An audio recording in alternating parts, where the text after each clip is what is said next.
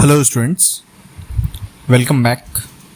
Last class हम लोगों ने रेजोनेंस के इंट्रोडक्शन के बारे में सीख लिया था कि रेजोनेंस होता क्या है, कब आता है और उससे क्या होता है। आज के क्लास में हम लोग रेजोनेंस एनर्जी के बारे में जानेंगे।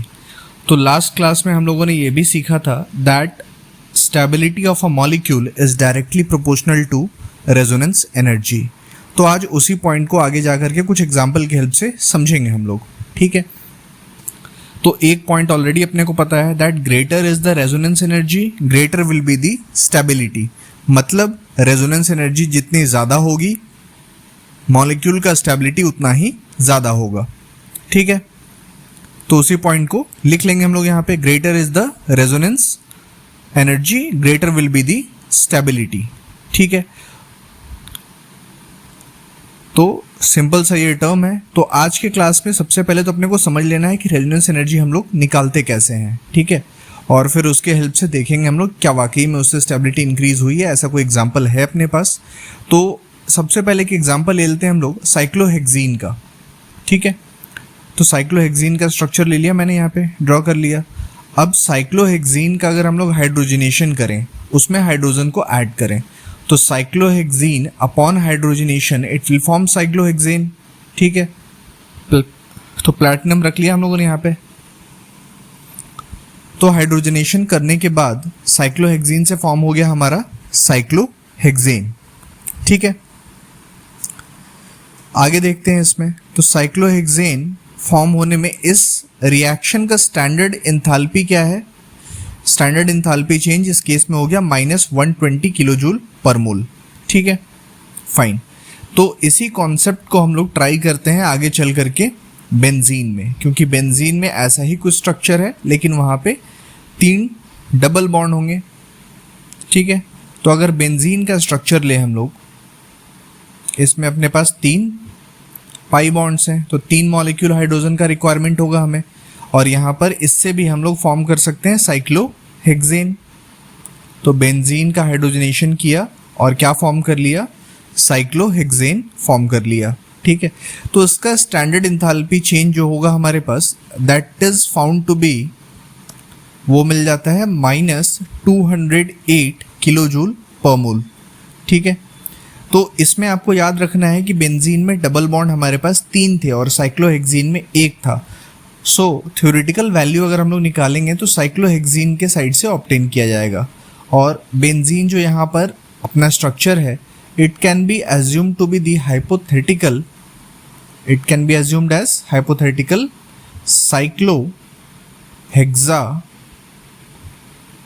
1, 3 and 5 ट्राइइन, ठीक है। जैसे साइक्लोहेक्सेन था वैसा ही ये हाइपोथेटिकल मॉलिक्यूल हमारे पास हो जाएगा, ठीक है। तो इसका एक्सपेक्टेड एंथैल्पी चेंज जो हमारे पास है वो साइक्लोहेक्सेन के हेल्प से आ जाए, क्योंकि वहाँ पर डबल बॉन्ड 1 था, 120 था। तो यहाँ पे अगर हम लोग लिखे तो यहाँ पे 3 डबल बॉन्ड है, 3 टाइम्स हो जाएगा, तो इट शुड बी -360 किलोजूल पर मोल। तो इसका मतलब ये हमारा एक्सपेक्टेड वैल्यू है अगर हम लोगों ने बेंजीन को हाइड्रोजनेट किया तो expected value is -360 and actual value is -208। तो रेजोनेंस एनर्जी क्या होता था? It is the difference in between the energy of resonance hybrid and the most stable resonating structure, ठीक है। तो यहाँ पे हम लोग हीट ऑफ हाइड्रोजनेशन के हेल्प से रेजोनेंस एनर्जी निकाल रहे हैं। तो जितना एक्सपेक्टेड है और जो आया हमारे पास, तो एक्सपेक्टेड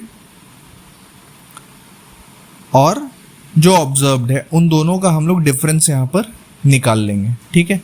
तो कैलकुलेटेड और एक्सपेक्टेड एंड ऑब्जर्व्ड, इन दोनों का डिफरेंस हम लोगों को निकालना है यहाँ पे। तो इनका जो डिफरेंस होगा दैट विल बी -360 और -208 का डिफरेंस हमारे पास हो जा रहा है, इट विल बी 152 किलोजूल पर मोल, ठीक है। तो इसका मतलब क्या हुआ कि जो भी हम लोगों ने एक्सपेक्टेशन रखा था कि एंथैल्पी चेंज जो होगा उसके कंपैरिजन में हमारे पास 152 किलोजूल कम एनर्जी आउट हुआ वहाँ पे, ठीक है, हर मोल के लिए। तो अगर कम एनर्जी आउट हुआ इसका मतलब बेंजीन की एनर्जी लो रही होगी, क्योंकि साइक्लोहेक्सेन तो सेम बन रहा है सारे केसेस में, ऊपर में भी वही बना था, यहाँ भी वही बन रहा है। तो इसीलिए एक्सपेक्टेड वैल्यू और एक्चुअल वैल्यू हमारी यहाँ पर अलग अलग है। तो जितना डिफरेंस है वही हमारा रेजोनेंस एनर्जी है।